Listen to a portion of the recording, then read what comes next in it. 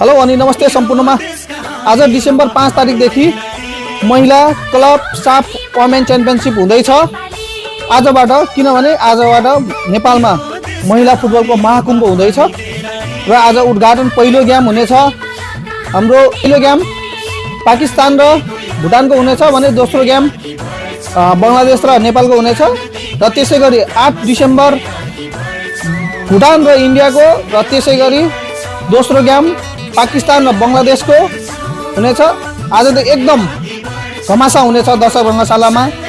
यो गेम चाहिँ आजदेखि महिलाहरूको फुटबलको महाकुम्भ सुरु हुँदैछ। एकदम तयारी भएर बस्नु होला हेर्नको लागि।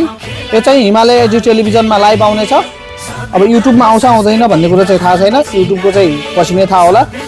जति साथीहरू हुनुहुन्छ नेपाली फुटबललाई सपोर्ट गर्ने साथीहरू एपीएफ फुटबल क्लबलाई एकदम सपोर्ट गरेर जितको शुभकामना दिनु होला है त।